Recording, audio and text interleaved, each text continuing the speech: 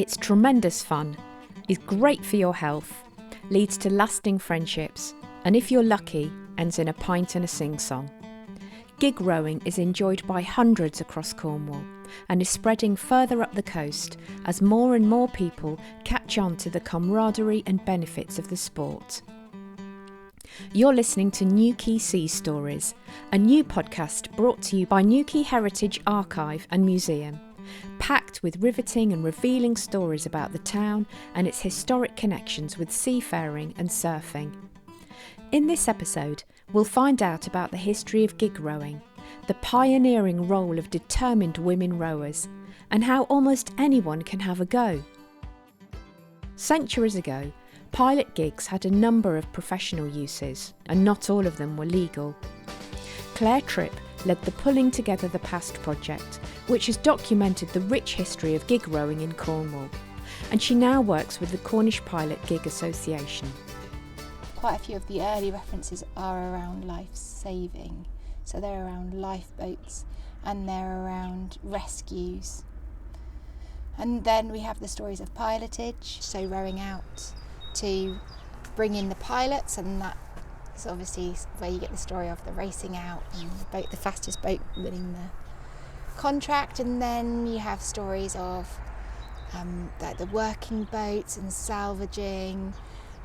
On the Isles of Scilly you have stories of boats being used to get doctors off islands in difficult conditions, or maybe even being used to transport cargoes like flowers or even coffins.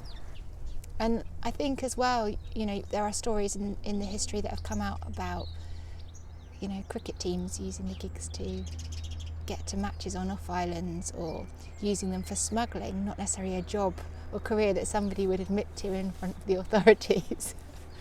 This year, Newquay Rowing Club, the home of the Cornish Pilot Gig, celebrates its 100th anniversary.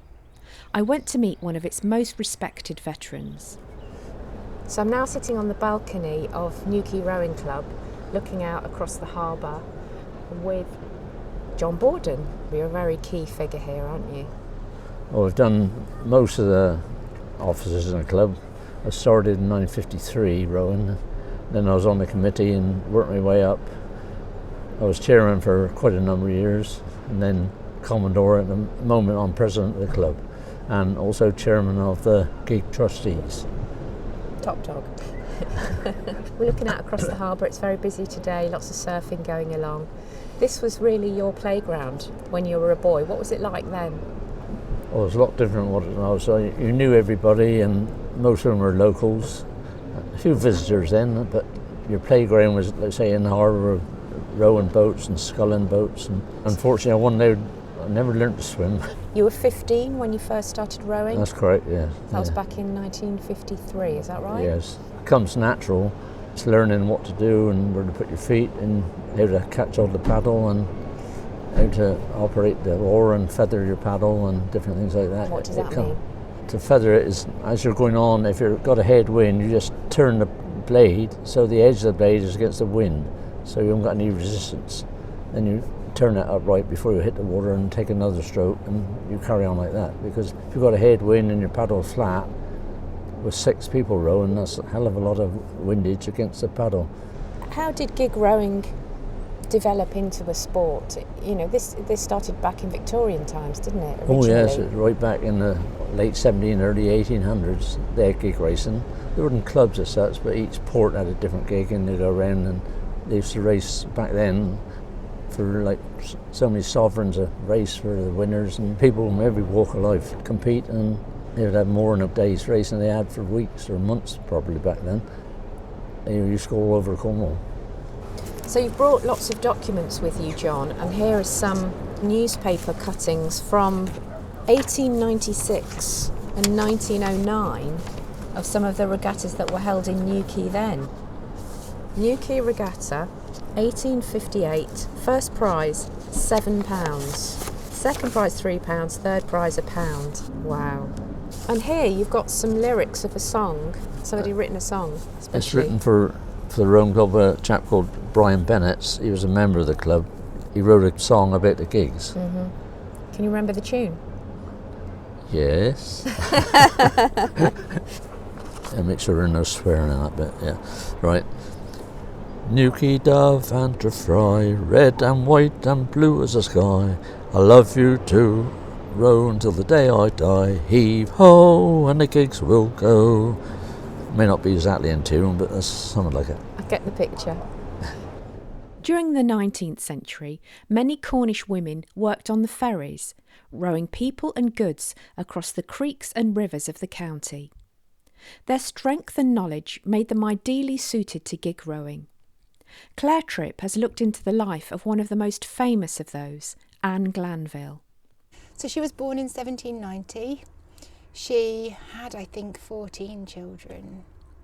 And the story goes that her husband became unwell and she ended up having to take over the ferry that their family ran, the rowing ferry across the Tamar. Well, the story goes she saw a poster for Plymouth Regatta, and I think the prize money was like £1 or something, which is a lot of money then. So she sort of rallied some of the other watermen and put a crew out in a 4-oar, and they won, and that was it then. I think she realised she could make money.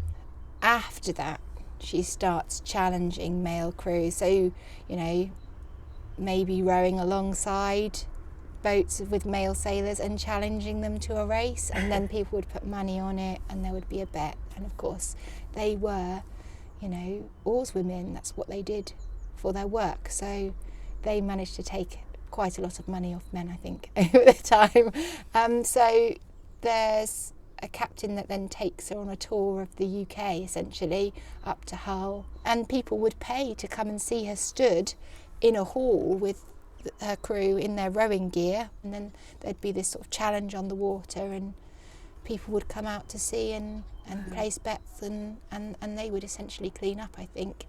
I just think she's a fascinating character. She's supposed to have known royalty and, had this great network of supporters, and I think about her when I see those top crews today racing, the amount of commitment, the amount of training, and she was doing that then. So it's fascinating to learn about it. Fast forward to the 1970s, and you'd expect to see as many women crews as men on the water. Well, you'd be wrong. It took a number of particularly determined young Newquay women to challenge the male-dominated sport. Former coxswain and club stalwart Annabel Bennetts and veteran rower Jill King were among the trailblazers. I met them both in Annabel's home, overlooking Newquay Harbour. Jill told me she'd been rowing since childhood. Part of my growing up with my brother and my sister, we were part of the ferry business. Dad would send us off even at about the age of 10 with a rowing boat full of people to take across. And we'd learnt how to gauge the tide, so it was part and parcel of my life. So you were rowing passengers at the age of 10? Yeah. Just yourself? Yes.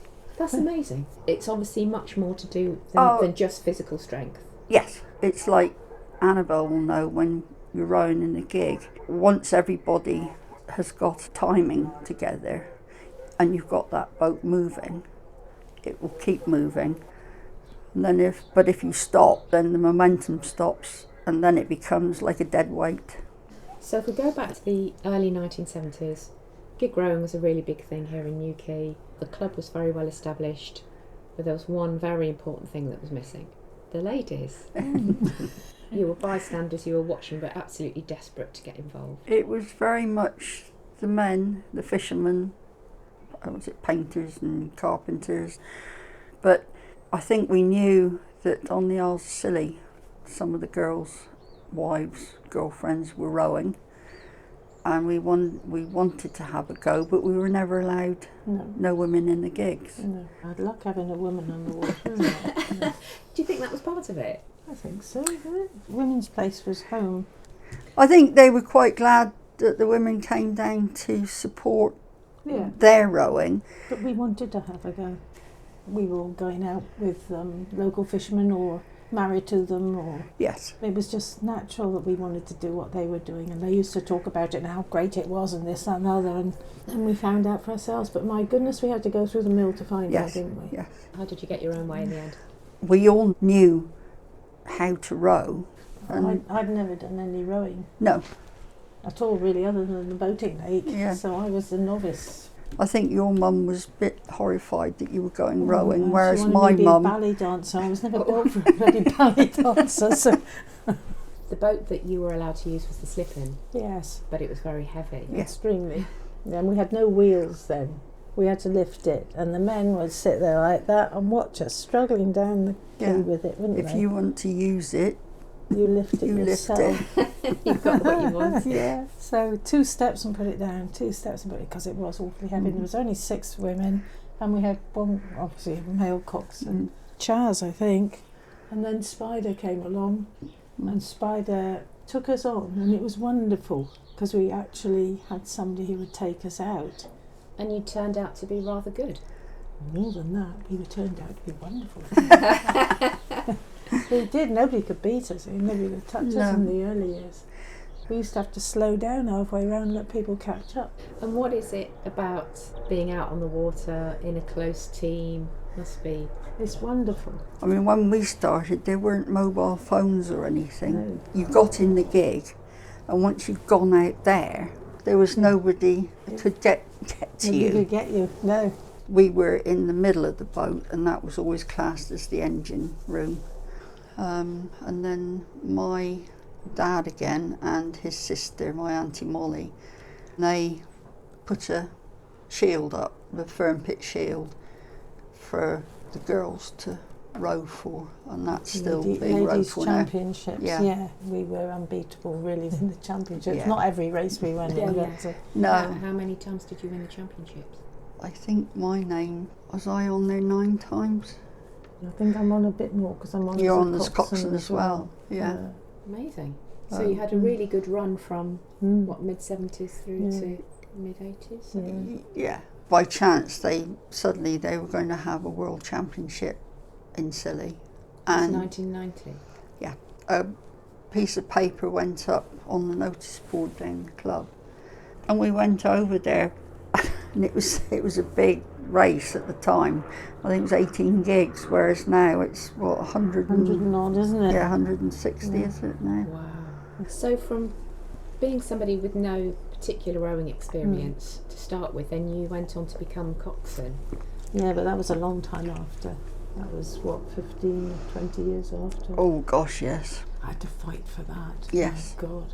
Yeah, Becoming because a female Newquay would not have a female coxswain. But, the rest of the county was slowly adopting female coxswains. And we had the championships here, didn't we? And they told all the other clubs they weren't allowed to have a female coxswain just because I wanted to be in Newquay and they wouldn't let me. So they stopped everybody. Nobody that year was allowed to be coxswained by a female. So I wrote to the trustees and I said, you all know me, a Newquay girl. I've been rowing 20 years in the gigs and I know jolly well I can coxswain.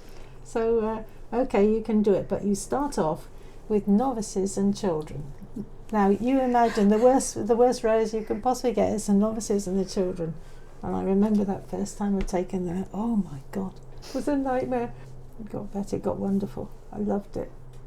And when you got a good crew, the feeling in it, you're going to do well when you used to feel our crew. It was super. So tell me about the social life, because I believe the rowing and the going to the pub sort of hand in hand. Yeah, we would say, we'll just have a drink before we go home. How are you getting home? Sometime later. Yes. So we used to have a raucous time. Spider he still says that we've got the fastest time in Sillies from, was it Nut Rock home or something? Yeah. Still got that record. Oh, really? Training on Bacardi and fish and chips. As well as encouraging his daughter into the sport, Jill King's father, George Northey, played his own significant part in the club's history. It was in the very early 50s, and he and 3 others went to the Isles of Scilly. Newquay had the Newquay Dub and the Trefry here, and they'd revived gig rowing in Newquay Bay, and then they knew of the gigs over on the Isles of Scilly, which weren't being used. I think at one time some of them were being used as chicken houses and things like that, and they managed to bring over the bonnet, the golden eagle, the Shah, and the slipping, yeah. And they started to use them for Newquay and rowing, and yeah, that was, as I say, back in the 50s. Many of those boats are still in use by the Newquay rowers. Former club commodore John Borden took me down to the club's boat shed to have a look. Wow. So here we are in the room where all the gigs are stored. So what are the names of these boats? We started oldest, you've got the Newquay, which was built in 1812. 1812? Yeah, as far as we know, that's the oldest rowing boat in the world, still being used competitively. That's amazing. And most of the planking, there's a few new planks, but most of them are original planks. Wow. And then the Dove 1820. She's a famous one, isn't she? She's still good. Yeah. That's the one that's 200 years old or last year. And the Fry, which is 1838, that's the one that all the new boats are built off. So every Newquay gets built is more or less identical to the Fry.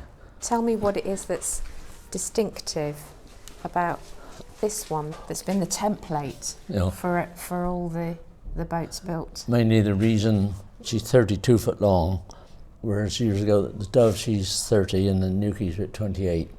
The Dove is fine weather and the Newquay is a bit of everything. But the Fry is a very good boat in the sea. That's why we picked that as a model for all the new gigs. And have you had any hairy moments in any of these? One or two. Yeah. I've been out in the Dove before and half full of water, so you start bailing out then. Yeah. And do you miss it? Yeah.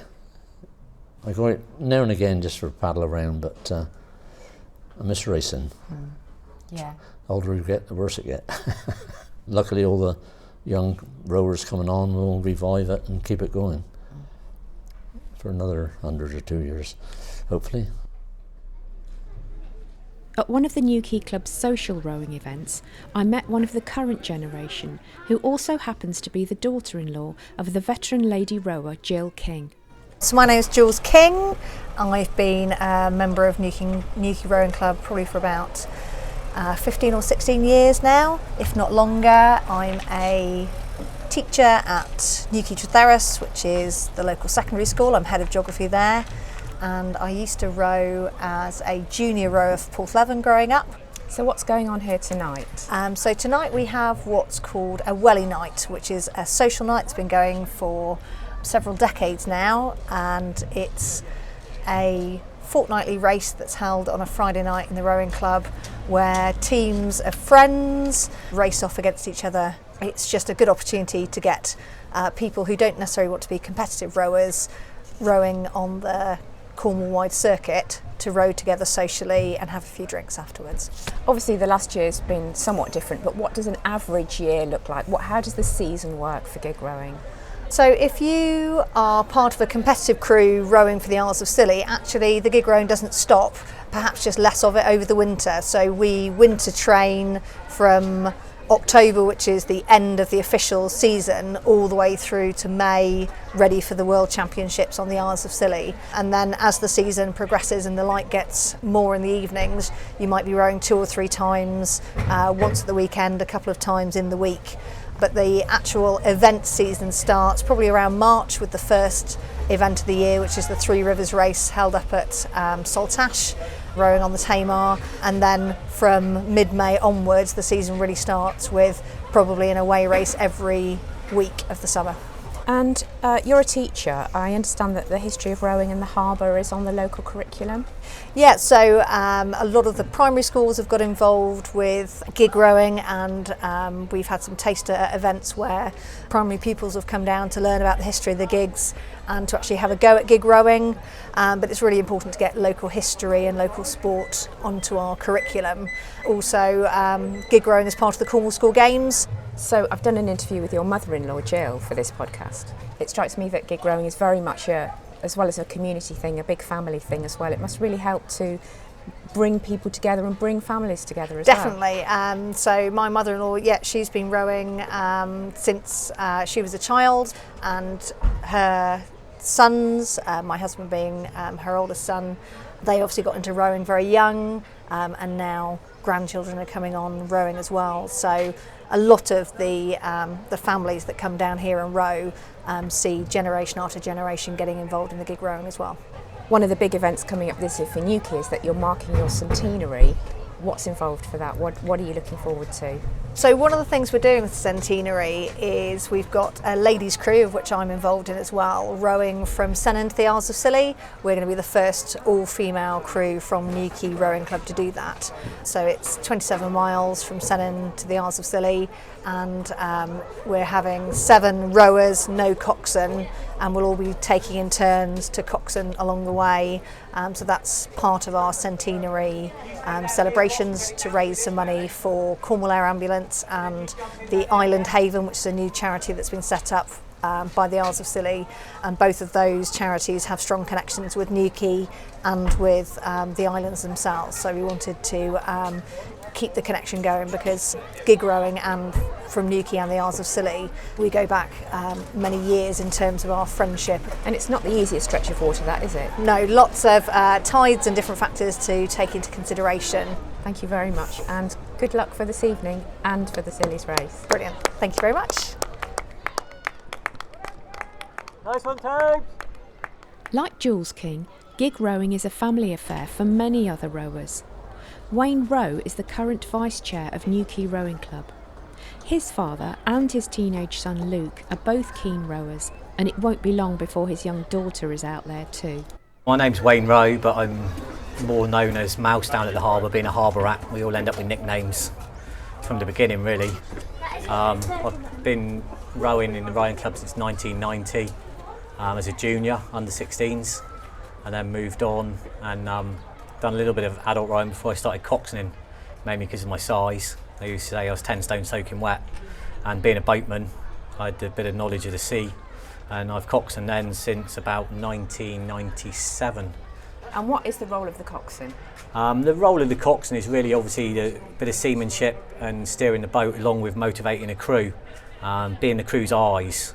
Obviously they got their back to what's coming, so you're telling them what's around them with other boats, because obviously they row port and starboard side, so half the crew can see one side of the boat, what's going on, and half the crew can see the other side of the boat, whereas as a coxswain you can see both sides and what's ahead, so you can communicate to your crew where the other gigs are around them, whether you need a little bit of a half a dozen strokes, a little bit of a spurt, just to give you that edge, so you can maybe help them a little bit in the way you steer the boat round the marks or through the other gigs.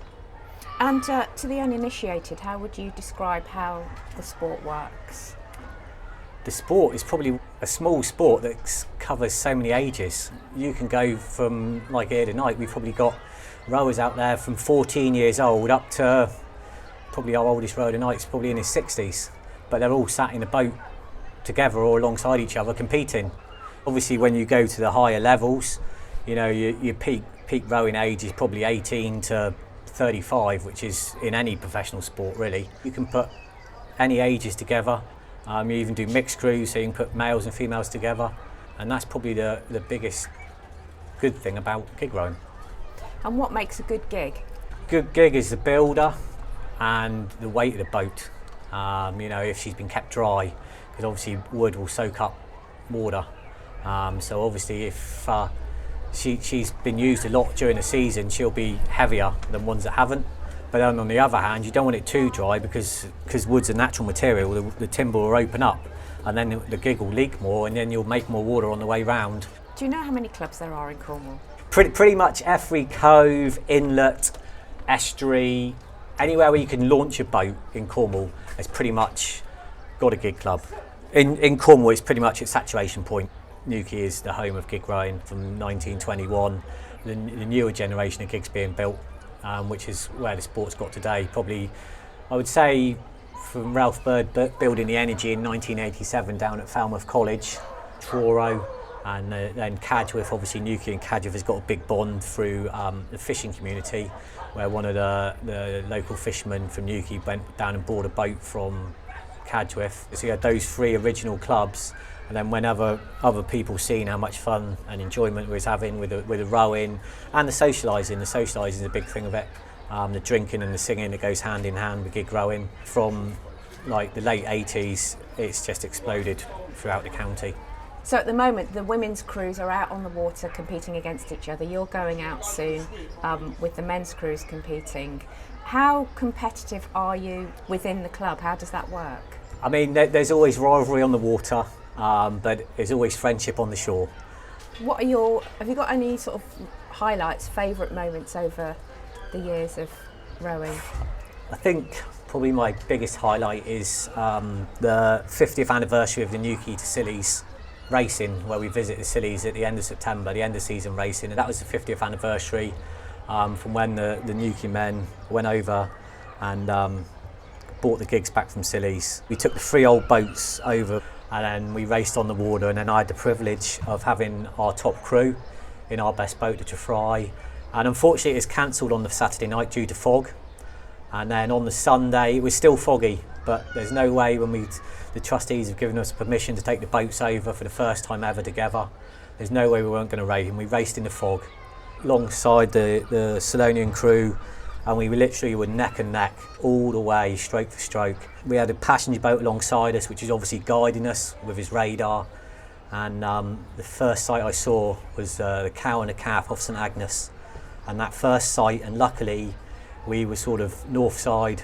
of the Scillies crew, and as we turned up to come around the cow and the calf, it gave my crew a chance to see the Solonians, and when they could see them, they dropped them, and they went half length up, and then from that point there was no way the Solonians were going to come back. The heart and the passion that the boys had in front of me was just immense, and probably my biggest win. I've won, I don't know, quite a few silver gigs, quite a lot of Atkinsons, but that one was a special one. There was only one race, the 50th anniversary race, with all the Solonian old boats and all the Newquay old boats. That's going to take some beating for me, and it's massive. Solonians and Cadgwith, they're like friends you've known all your life.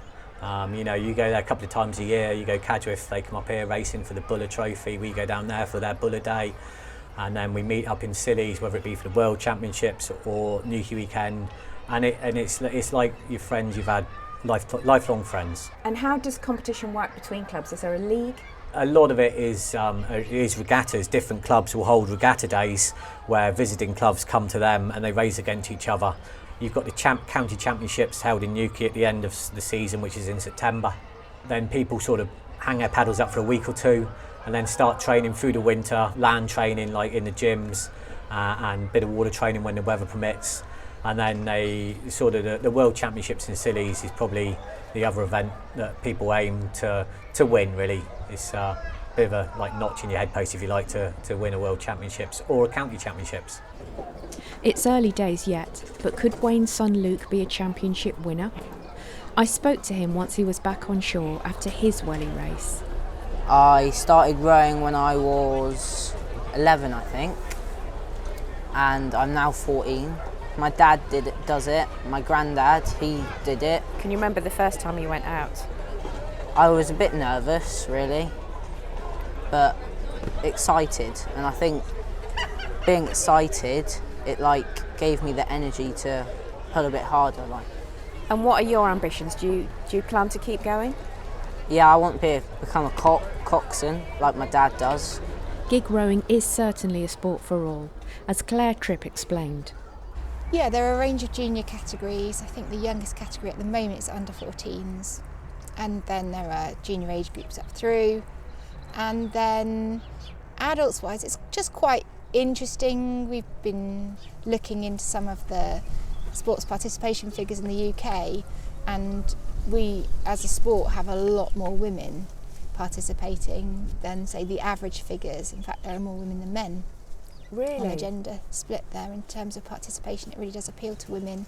And also we have the sort of the age demographic is tilted towards the older participators. So again, we have a much more engagement with sort of the over 50s than the standard or average sport participation numbers for the UK. That's great, because so many sports you really do think of them as being skewed towards younger men. Yeah. Not so much at all with gig rowing, and I think one of the joys of it, and sort of reasons for success is that it is so accessible. You know, we've got adaptive vessels where people with disabilities can get in and row. You know, we've got all sorts of age groups getting in and just having a go. They're really stable, and everyone can just jump in and make a boat move. It's fantastic. And why do you think it is so appealing to women compared to some other sports? Oh, well, I could say something controversial there. I think because I think there's something about that working together that does appeal to women. You know, it's not the kind of sport where you can get in and be the fastest. You have to do it together. It's a non-contact sport.